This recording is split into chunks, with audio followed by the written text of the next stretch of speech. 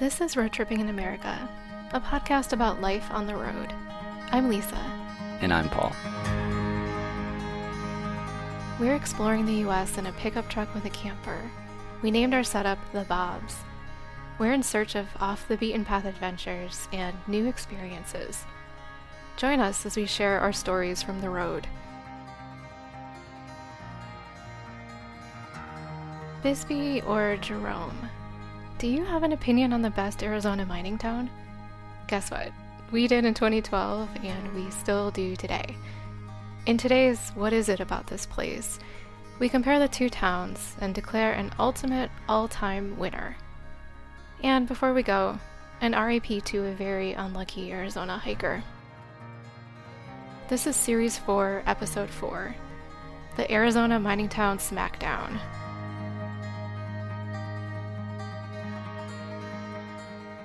If you've been listening to this podcast for a bit, you'll know that we also van-lifed for a year a decade ago. Back then, we were living and traveling in an actual van. A Toyota Sienna minivan, that is. We drove more than 38,000 miles, we hiked a lot, and we saw great swaths of the country. It was easier to camp in popular places back then. We usually stayed in developed campgrounds in or near national parks and other well-visited sites without any advanced planning. We were able to roll into places like Glacier National Park in the afternoon and get a campsite for that night without having reservations. There were some places we struck out, but they were the exception, not the rule. That kind of luck doesn't seem possible anymore. Now you need a reservation just to enter many of the popular parks. Back in 2012, we weren't able to do any off-road or even much graded gravel road stuff in our stock minivan. We were too inexperienced. We didn't have the right gear. This time around, because we're avoiding busy places, and because we intentionally got a setup that could get onto the roads we were too scared to drive last time, we haven't been repeating ourselves too much. But in Arizona, we did end up revisiting some places, because Arizona has so many places that we love. We've even gone back to them a few times in the in-between years. So this time around, we ended up revisiting some places. For two of those places, Bisbee and Jerome, we thought it would be interesting to look back at our very first visit and see what has changed in the past 10 years in these two famous Arizona mining towns. What is it about this place? Where we try to figure out why we like or dislike a place so much.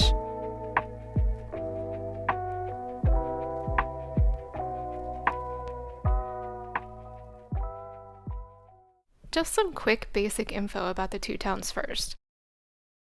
Bisbee is located in far southeastern Arizona, about an hour and a half southeast of Tucson, and 20 minutes north of the U.S.-Mexico border.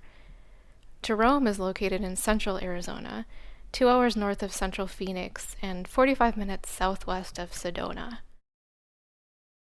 Both towns were once mining towns, with copper being the primary source of riches for both.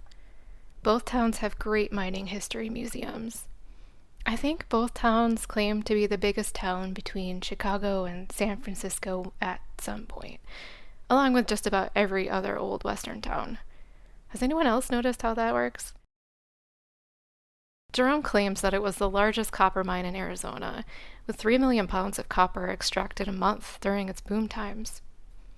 The last mine closed in Jerome in 1953.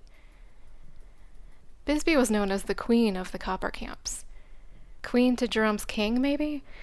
Over almost 100 years, 8 billion pounds of copper, 102 million ounces of silver, 2.8 million ounces of gold, and millions of pounds of zinc, lead, and manganese were extracted from its mines. Bisbee also has a special, unique form of turquoise hiding in its mountains. Bisbee's mining operations shut down in 1975. Paul wrote a funny comparison of the two towns on our blog back in 2012. Back then, Bisbee was our favorite Arizona mining town winner by a hair. Do we still feel the same way? And What happens when we decide to record after we're a couple drinks in on a Saturday night? We end up with some great insights sprinkled with a bunch of F-bombs and a few accidental drunk history-esque moments. Enjoy.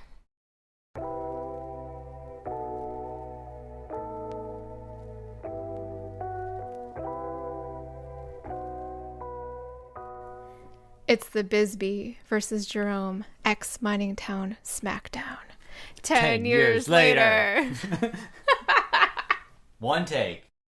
I'm definitely a little drunk. Okay. 10 years ago, we loved Bisbee, Arizona. We couldn't wait to return. We returned in 2016 and stayed in an old mining cabin for about a week. And then we returned again last month in May 2022. Back in 2012, we were really looking forward to exploring another of Arizona's ex-mining towns, Jerome. But did we love Bisbee too much to enjoy Jerome? Were our love-struck eyes too cloudy to appreciate another tiny town in Arizona? Maybe. Back then, Paul decided to make our comparison of the two towns very scientific. There were categories. There were points. The city with the most points would be crowned Arizona's best small former mining town. Simple.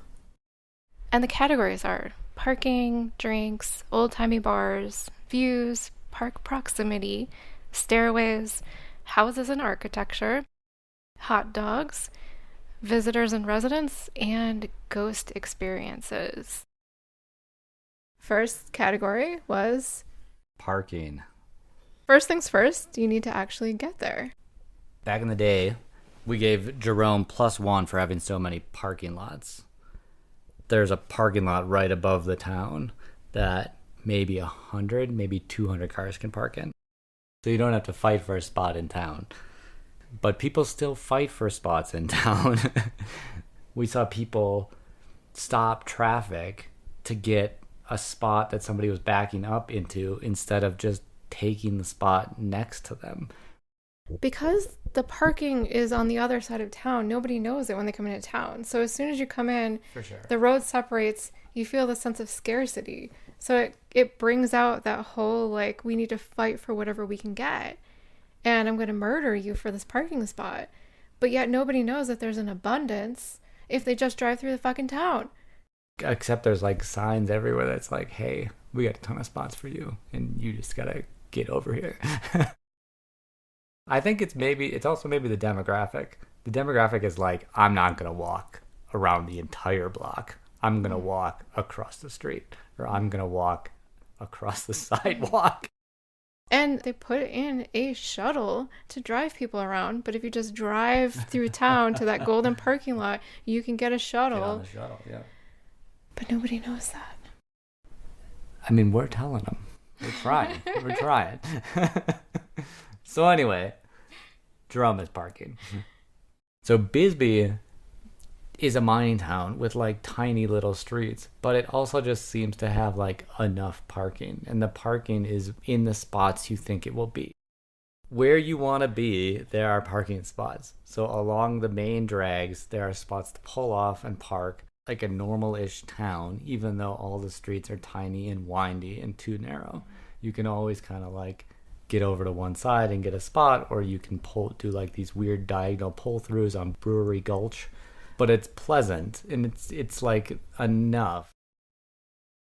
And the point that you made back in 2012 was that it was so pleasant and calm because the main road kind of bypassed the town. So any person who just feels like, oh my God, I gotta get through Bisbee like a maniac, they just go around. Yeah. And all the people who are there to enjoy Bisbee go on the side streets, and then they can park there. And I think another thing that we've learned maybe in the interim is that any town that like tries to accommodate cars is worse than a town that says, fuck you cars. Like, this is our town. And so if, you know, you're Bisbee and you're like, well, maybe we're not going to have enough parking spots and you're just going to have to deal with that shit. You know, that's different than like, we'll just have this giant parking area for an infinite number of cars because cars are the greatest things in the world, and this is a town that you drive to. Like it's just a different mindset. Bisbee, even though it has fewer parking spots, has better parking than Jerome.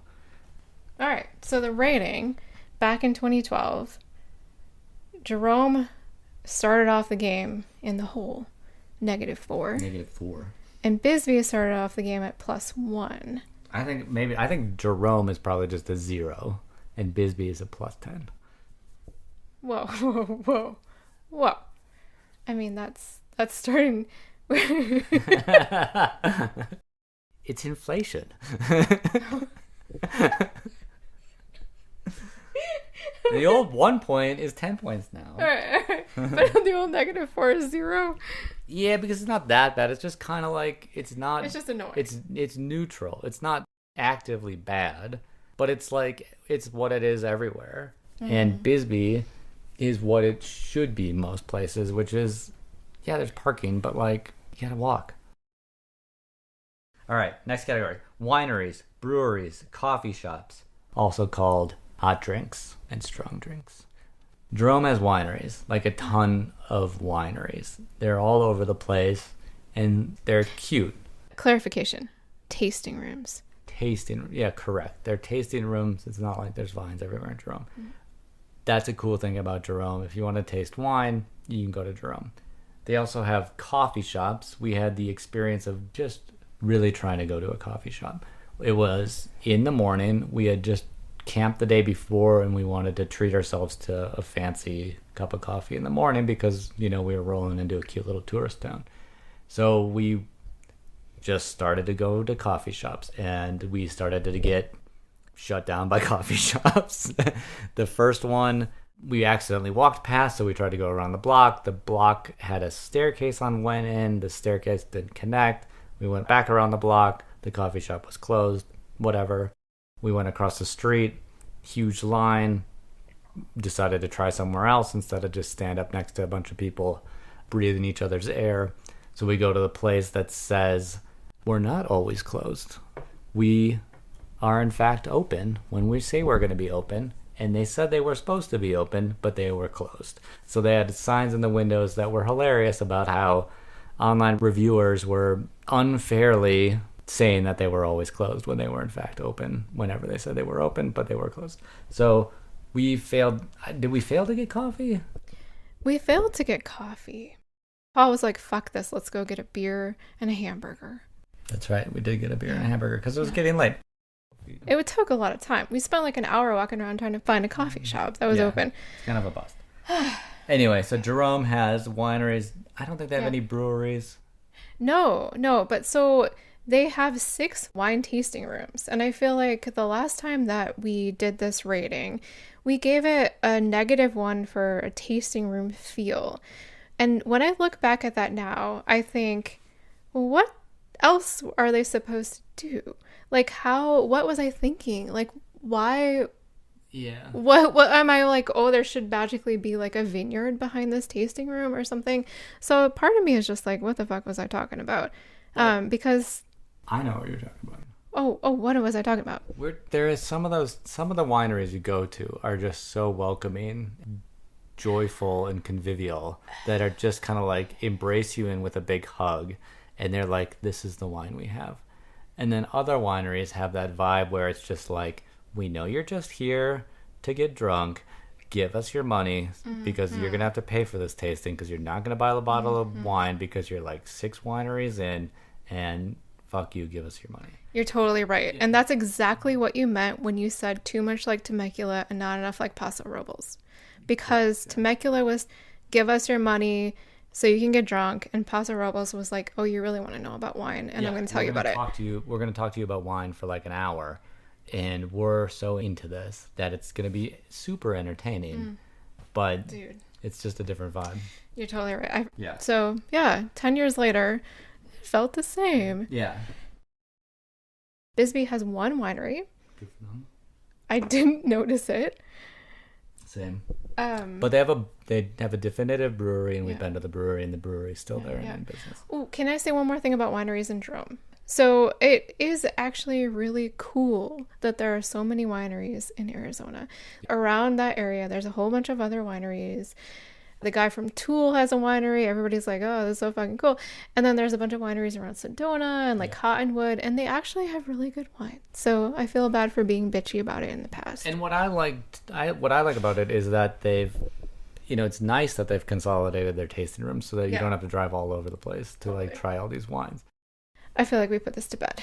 Let's go back to Bisbee. There's 2 breweries in town now. Because there's a second new brewery thanks to, I don't remember their names, but Electric Brewing. I don't remember the people that bought Electric Brewing. Mr. and Mrs. Electric. Obviously, in 2019. So this brewery had existed back in the day. They had their beers at St. Elmo, one of our favorite bars in town. But at that time, the brewery was somewhere else. But then some locals bought it in 2019, brought it into town. It's not really in town. It's on the outskirts of town, but it's right next to the laundromat. So if you're like a dirtbag living in your vehicle and you have to do your laundry, you can like get a great beer. Everything about the laundromat was dream situation minus the woman with her dog that jumped on me. We're not going to go there. They started opening up at noon, and since our dryers were still rolling, we decided to have a beer and some lunch there, and it was way nicer to do laundry in that context versus every other laundromat we've ever been to. All right, so back to coffee for Bisbee. Bisbee has a bunch of coffee shops.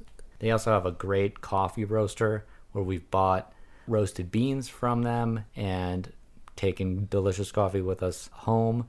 So Bisbee gets a couple of coffee points there. So Bisbee, coffee points, brewery points, Jerome, winery points. I think they're both at +10. So do we agree? Wait, what? Both get +10? No, Bisbee gets +11. Nice, because it's electric. Because of the laundromat situation. It was the most lovely laundry day I've ever had. Back in the day, we said Jerome got +4 for the wineries and Bisbee got +2 for the one brewery. So now we are saying they both get +10. Yeah. No, you're saying +10 for Jerome, +11 for Bisbee. Oh, yeah. Bisbee. So we're at 20. Scientific. 21 for Bisbee, 10 for Jerome. Yeah, well, great. Next Standards have slacked here. Category 3 is old-timey bars. Old-timey bars. So Bisbee has one of our favorite old-timey bars. Our favorite. Our hands-down favorite old-timey bar. Is it really? I think so. Yeah. I like it better than Tom Pump. No offense, Tom Pump. Bodega? I like it better than Bodega. Casey's? Yeah. I like all those other things better than Casey's. I'm still offense, thinking, Casey's. Still thinking Johnny O's? Ugh. Roulof's? Yeah. I like the St. Elmo. The Tavern? Yeah. All right. Matchbox? Oh, I love Matchbox. But St. Elmo's is friendlier. Bisbee has our favorite old-timey bar, St. Elmo's. We went there in 2012, and the thing that sealed it for us was that the customers invited us back. They're like, you're going to come back tomorrow, right? And watch Monday Night Football because we're going to have brats because the Packers are playing. The Packers are playing the Bears, I think. And there was some sweet couple that lived in town, and they were going to make Johnsonville brats, and we shouldn't miss it. So we stayed an extra day just to go there. Hold on, though. Yeah. Sorry. The other part of that story, they're, after having a really fun night there, they were running out of milk. Somebody at that bar was ordering a lot of White Russians, and the bartender was like, we're running out of milk, what are we going to do? So this is a town where there's not just like a grocery store. You can't just walk to a grocery store. I don't remember how this happened, but it was one of those like that was sitting next to us. Guy sitting next to us who he wasn't like made of milk money, was like, I'm going to go get you some milk. And he walked out and, disappeared. So we finished our beers, and later on, we left, maybe half hour later, and we're walking down the street, and we see the guy walking back towards St. Elmo. With a gallon jug. He's got a gallon of milk. And he's like, I'm bringing back the milk. And we're like, What are you guys doing? Are you guys getting out of here? And we're like, yeah, dude, it's pretty late. Yeah, but we're like, we'll see you tomorrow. And he's like, yeah, all right, we'll see you tomorrow. So. Yeah. That was the first time we ever went there. So great It's memories. amazing. The second thing about being there in 2012 was that if you had gone to the urinal, the men's bathroom, and used the urinal, Thanks for clarifying. you would have noticed that above you was a garbage bag stapled to the ceiling in a way that it would direct the dripping water from above into a plastic garbage can that was collecting the disgusting moldy fungus water. I've never seen anything as gross in a dive bar bathroom as a dank ass water redirection plan built out of a stapled garbage bag dripping into a garbage can. It was amazing. So we come back in 2016 and we're like, can't wait to go to St. Elmo. A little bit of worried that, the vibe will be a little different. Whenever you return to a place that you have a great memory of, you don't know if it's gonna be different, if it's changed. So we go into the bar, we're a little apprehensive. So we were so worried. Yeah, super worried. But as soon as I went to the bathroom, I felt reassured because the exact same setup was still there. The garbage bag was still stapled to the ceiling, redirecting the water that was dripping from above off to the side so that it would drip into the garbage bucket that would collect it instead of on the patrons. Like the same one. Exactly the same. There. Except that it had like 4 more years of mold and disgusting. But it was so endearing. Very endearing. However, happy to report 2022, it's been totally fixed. They must have fixed the roof or whatever. It's still a disgusting bathroom. It's totally gross. Mm-hmm. The floor is just bare concrete. The walls are gross, but they've been painted a little bit. The ceiling's been painted a little bit. There's just no more water dripping from above anymore, and there's no bucket. But are you happy to report that, or are you somewhat disappointed? Because I was somewhat disappointed when you came back from the bathroom to hear that it was fixed. I mean, it was years that it was a problem. Right. So I think I'm happy because I know that however they repaired it, it's fixed currently. It'll be broken in like 2 or 3 years again. And then it'll be another 5 or 6 or 10 years before they fix it again. Yeah, so the cycle continues. Yeah. This is going to be a really fucking long episode. Yeah. Okay, so the other thing about St. Elmo, when we were back there in 2016, also, we stumbled into this amazing giveaway of Bud Light shit. It was Monday Night Football. That's right, we intentionally went there for Monday Night Football again. Because they give away stuff. To try to recreate the same experience, and they were giving away stuff. Okay, so we weren't here in football season this time in 2022, but the old guys, the same old guys we saw in 2016 and in 2012, they were still there. They're still just like giving each other shit. There's all the ridiculous bumper stickers behind the bar. They have like the Schlitz lamps, keepsake Schlitz lamps, from Milwaukee.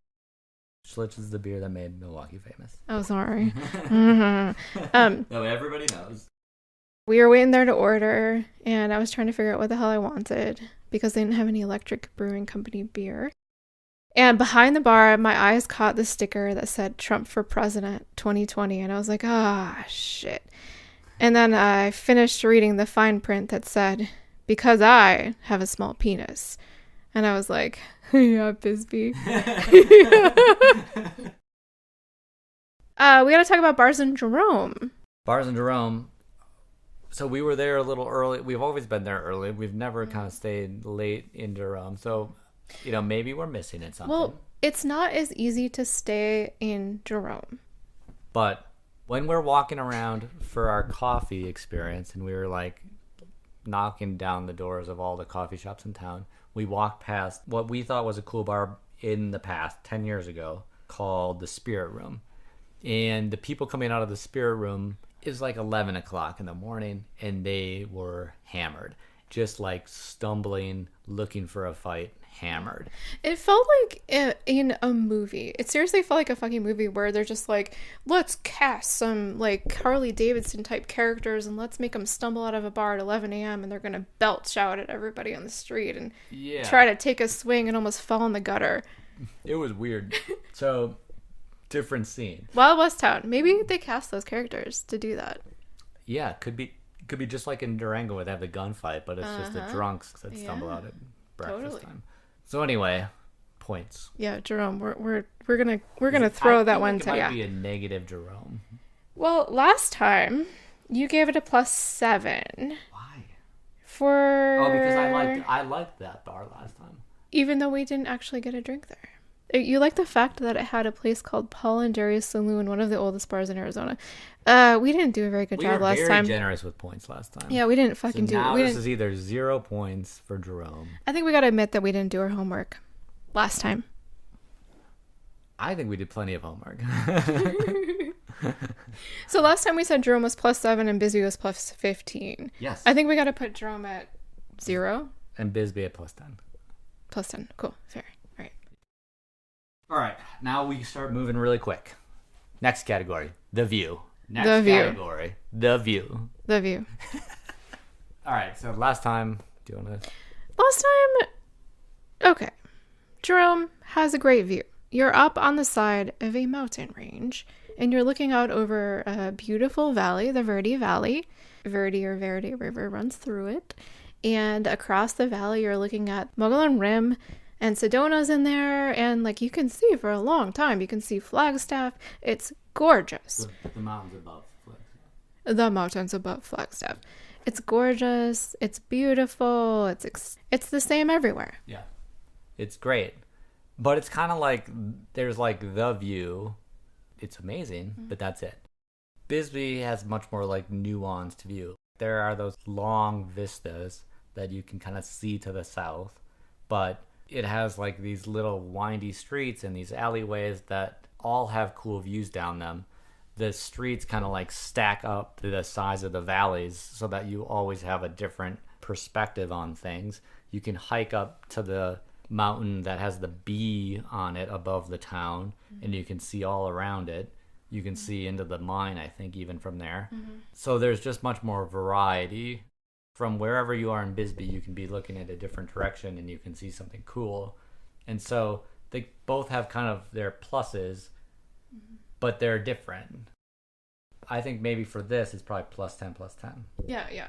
Because Jerome is just there for you and it's gorgeous, but Bisbee, you have to sort of work for it and you get the variety. So back in the day, we said Jerome was +10 and Bisbee was +5. Yeah, we're definitely being more... I think we appreciate Bisbee's nuance a little bit more. And I think Jerome's kind of grandeur, we realize maybe it's just that there's something for everyone in both spots. Many places have beautiful vistas. Yeah. Only Bisbee has Bisbee. Yeah. That's exactly what it is. There's a lot of spots where you can stand on a mountain and look out over a valley. Yeah. But Bisbee is Bisbee. Yeah. We're supposed to be moving faster. Next category, park proximity, which was important to us last time around. Still important. It's still important. So Jerome, it still wins by, I think, even more so. Yeah, by even more so. So back in the day, we really liked it because it was next to a few Arizona state parks in Cottonwood, and it was really easy to camp. It was really easy to be by Sedona, where we camped as well. This time, having the Bobs opened up all this area or behind, around, above, below Jerome. And we spent days and days and days just exploring the area, and we found a million places we could camp for free or for cheap and beautiful campgrounds. So Jerome wins. Wins big time. Yeah. Bisbee, it's on the border. You're starting to like just run out of land. The border of Mexico and the United States. Mexico, yeah. And so you're kind of running out of space already, and then there's just not a ton of public land immediately around it. So if you want to go for a really long hike or an adventure or a camp, you kind of have to drive. With Jerome, it's kind of like just outside of town. Around Bisbee, there are a couple places you can disperse camp, but you're really limited. There's only a few short spur roads and things, and then very limited campgrounds. Yeah. Like 3. So I think Jerome is definitely a plus 10, maybe more. Yeah, I would say Jerome is plus 15 in this case, because you could basically camp for free anywhere around there easily and uncomfortably. And Bisbee's maybe just a 0. We said -5 last time, and I think I agree with 0, because now we know that dispersed camping is possible. It's just Tough. rare. Yeah. And like you can maybe get on a bike trail and go mountain biking, but it's not one of the all-star spots. That's not the thing in Bisbee. Yeah. Camping, hiking, you're not going there to do that. Next category is stairways. So the wonderful thing about both of these towns is that they have like just straight up staircases as sidewalks or as the way to things.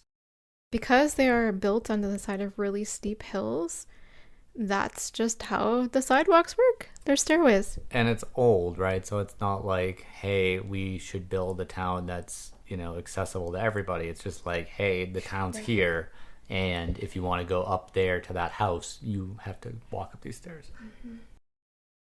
Jerome has staircases. They're cool. They're just not as good as Bisbee's. Bisbee's are super endearing in their rickety, rusty, gross terribleness. If there was travel alerts for Bisbee, they'd require you to get a tetanus shot because of the rickety, graded staircases and the stabby railings. You can get around on the streets, but it's going to take you a while. So the other cool thing about Bisbee with the stairways is there's this thing called the Bisbee 1000 race. And there are, someone counted them, there are 1,000 steps around Bisbee. Obviously not in a single staircase, but multiple staircases. And there are designated staircases that are part of the Bisbee 1000 race. And every, pause for fact check, there is a race and you go up the stairs. And it's just part of the culture. Yeah. And Lisa's alluding to this, but some of the staircases are public staircases, like main thoroughfare staircases that just go up, I don't know, hundreds of feet, at least tens of feet. Some of them, some of them are just private. Like you might have a house that's just like behind somebody else's house, but up the hill. So to get to your house, you have your own staircase. So what you forgot was the art stairway. We found this amazing stairway. It was probably, I don't know, it was a whole full block, right? 1 or 2 blocks of city blocks. That was a stairway, and all along it, people have nailed up various arts, paintings, all different subject matters, styles, sizes, and they're just screwed onto the fences, and they're out there all the time, and people come to see them, and it's just amazing. Okay, it's an outdoor art gallery with 1,000 paintings. I think it's 100 paintings, but 1,000 paintings. So because of that, Bisbee gets plus what? 20. 1,000? 20. And Jerome Jerome, okay, Jerome plus 10, Bisbee plus. What's really weird is back in the day, I don't know why, but we gave them both -1.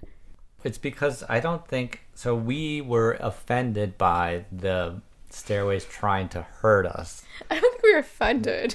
We docked them points because it was dangerous to walk around. I don't know why. In Bisbee. I feel like we were just being silly. But then I said in Jerome, the stairways were safe enough for Grandma and Grandpa. Too safe. Too safe. So in Bisbee, they're too dangerous. And in Jerome, they're too safe. Oh, yeah. Cool. All right. I mean, you can obviously see where this is going. We may have become biased. Next category. Next category. This is going to be a real fast one. Houses and architecture. I'm going to just blast through this. All right? No. This is my favorite part. Oh, really? Well, then you blast through it. All of these towns have the coolest buildings. Some people in the past went into this valley, dug a hole in the ground, pulled out some fucking minerals, and were like, oh, cool, let's build some houses here, and let's make a town. They didn't mind the fact that they were basically doing this on the side of a sheer cliff mountain face.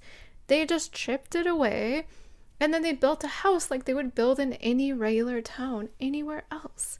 And that is the coolest thing. Yeah, that you just have to go up a staircase to get to. Yeah. And then up that staircase is going to be an adorable Victorian house or like a little cottage and mining cottages, or the city buildings are going to be like a city building you find anywhere, but it's crammed into this weird little lot, and there's no parking, and there's this railing, and on the side of it, they clearly built it up because you're going to fall over a ledge and, break your neck. Yeah.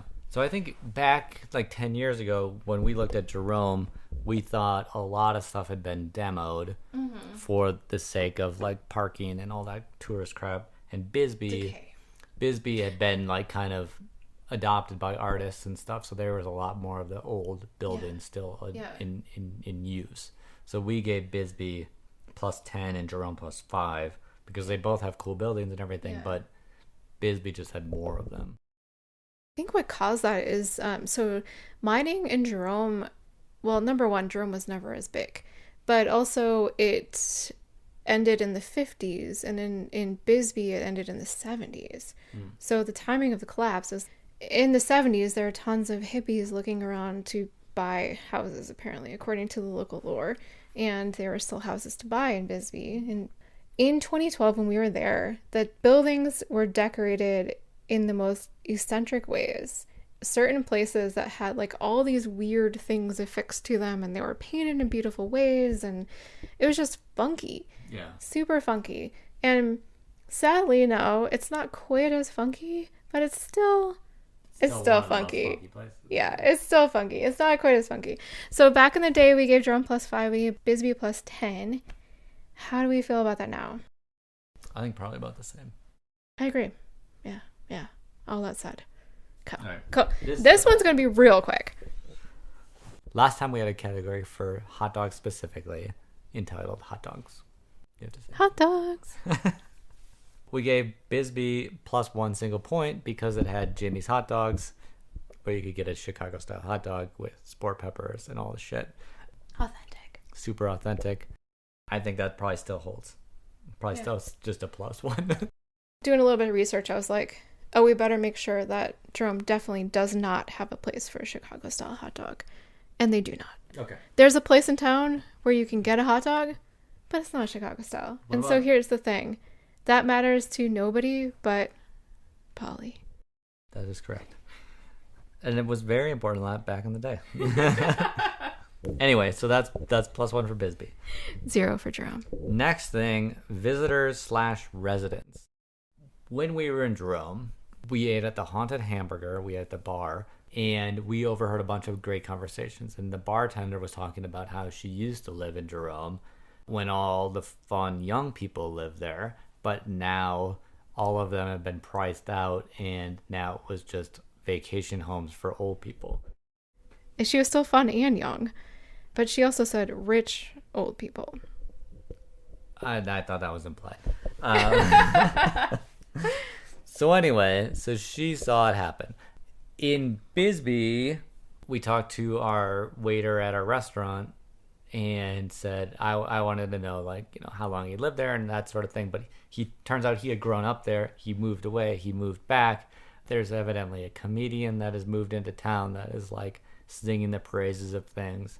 The fact is that in Bisbee, you can pay a reasonable amount of money and buy a house. Like, they're not big houses, and they're maybe not guaranteed not to burn down. They're very old. And they might wash down the valley, but you can buy a house. And we've considered that, but it changes the nature of the town when you have permanent residents that can afford it, that can, live and thrive and be in the central area. So this is one where we said Jerome gets negative points, Bisbee gets positive points. I'm sorry, can I say a little bit more about it before we go into the ratings? I was thinking about this one again, and I think that part of the reason for this is that Jerome is too close to big population centers and big airports and things. So there's the rich person sprawl from Sedona, from, Phoenix. It's just, I want a cool place in a mountain town. I can afford to buy this shack in Jerome and fix it up and make it cool. Bisbee's in the middle of nowhere. It's not by an airport. It's not by a population center. If you want to go there, if you want to live there, you have to really want to be there. Yeah. Jerome feels like a place you just go because it's around other cool places. Bisbee, you go because it's there. Bisbee. I don't think we really understood how important that was back in the day. We kind of just were surprised that Bisbee was wonderful, and I think now we've kind of like seen enough places to see what it takes to be a wonderful place. And Bisbee puts up some big numbers here for that. So Bisbee, back in 2012, obviously we talked about St. Elmo before. It was just friendly.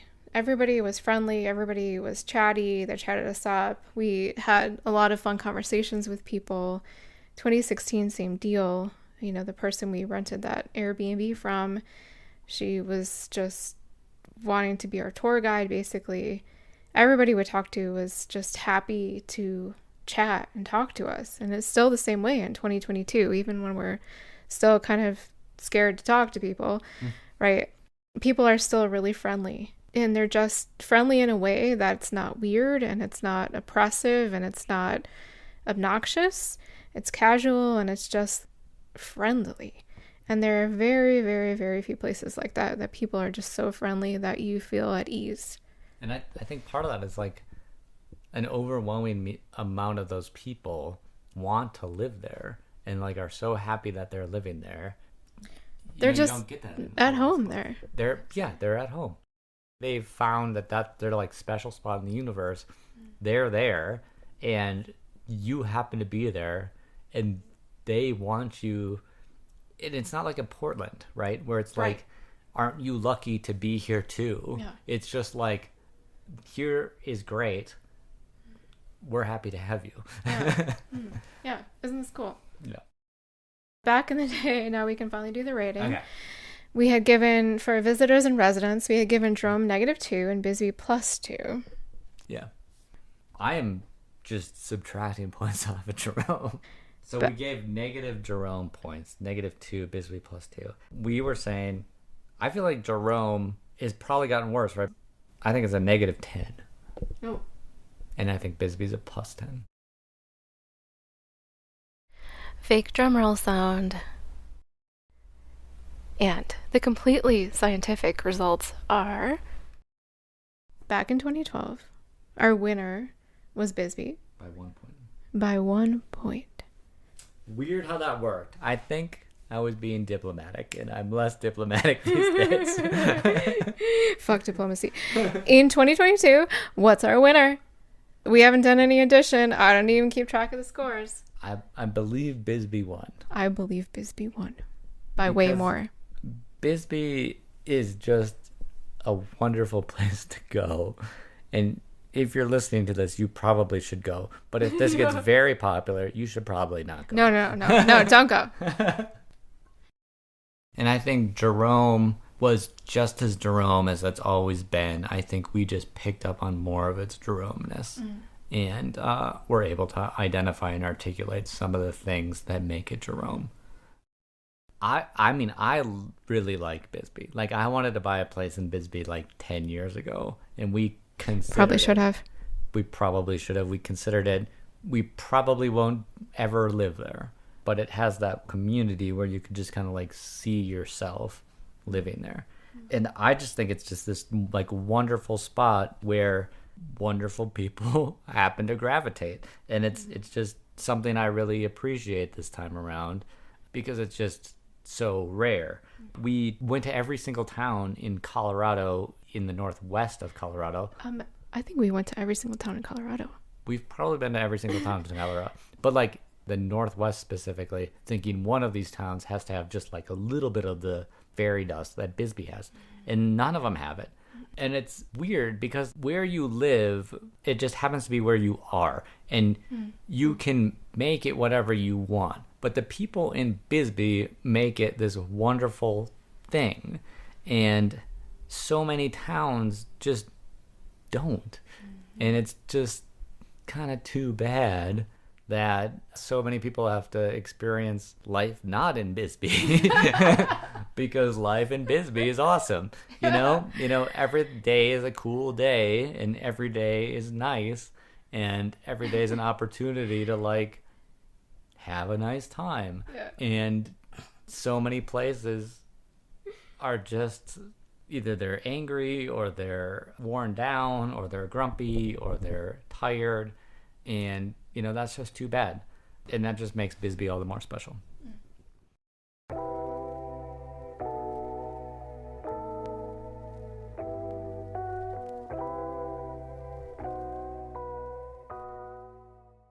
Wait, didn't I say something about ghost experiences? I don't believe in ghosts. I think most things can be explained logically.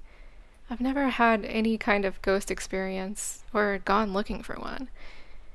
But as I was trying to sleep in our steamy, air conditioning free room in Bisbee this May, I felt something. As I lie there, sweating and cursing our climate control oversight, I felt a hand touch my hip and rest there for a second. It felt like someone was standing by the side of the bed next to me. Then the clothing on my hip moved. It had been all bunched up, and then it smoothed out. Oddly, I wasn't freaked out at all because it felt like a reassuring touch. Like your grandma or your mom saying, "Here, let me fix that for you." Just to make sure it wasn't Paul groping me, I sat up and looked over at him, only to confirm that he was fast asleep on his side with his back to me. Looking at the ghost experience book the next day, because of course they had one at the hotel, someone else had written recently that they had felt someone touching their legs. So this particular hotel has a leg touchy spirit, if you're into that kind of thing. I'm talking about this after the ranking because we're not giving any points for this. People think both towns are haunted.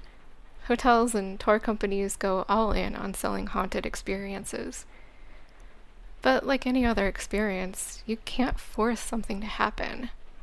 I'm sure I was dreaming, but maybe not? Have you been to Bisbee and or Jerome? Do you have a different opinion, or do you want to share something we missed? We'd love to hear from you. Email us at info@roadtrippinginamerica.com.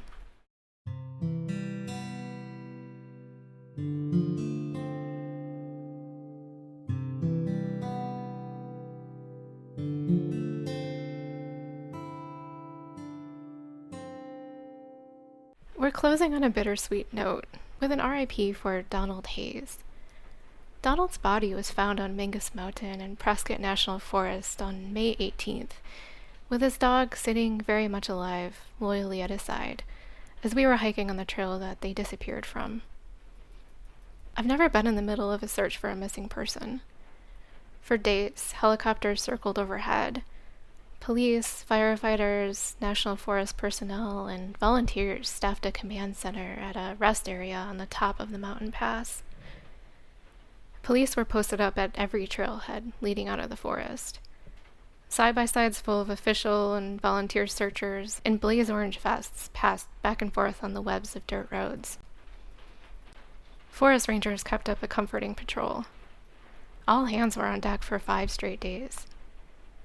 We were extremely worried that there was a new fire in the area at first, but every time we checked our trusty fire and smoke monitoring websites, there was nothing new.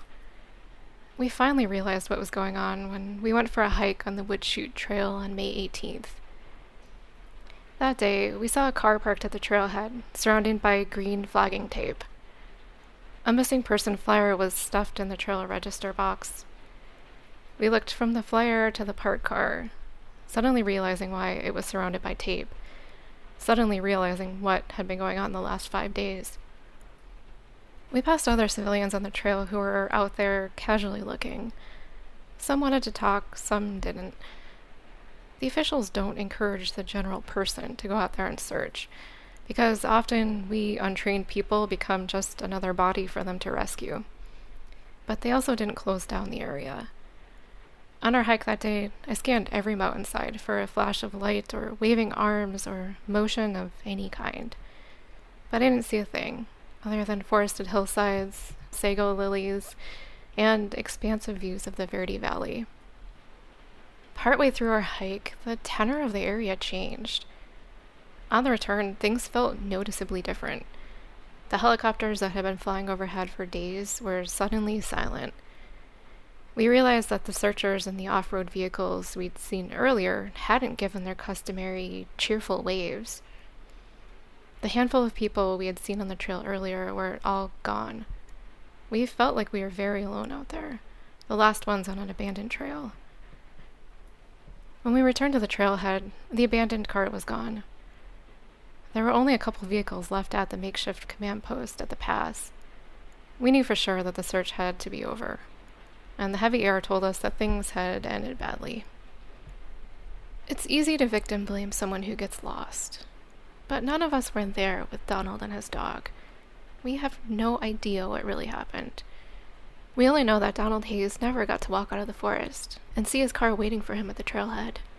He didn't get to experience that sense of relief when you get back after a tough hike, strip off your hiking shoes and socks, put on flip-flops, open a cold drink, and sink into the comfy car seat, the best part of any hike. All we know is that Donald went out for a hike that day and never returned. And a whole bunch of people did everything they could to find him, but they didn't find him in time. Rest in peace, Donald Hayes.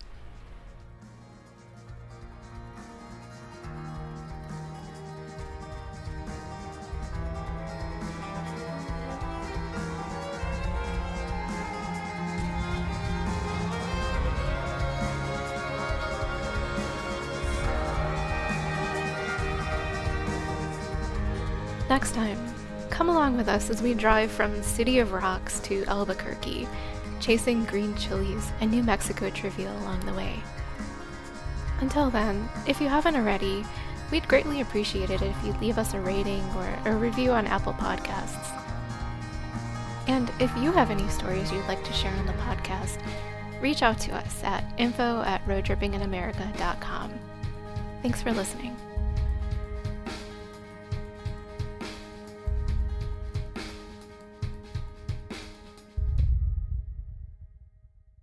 Or they're like middle-aged women wanting to taste some wine. And Like me. I think this is comedic gold. obviously.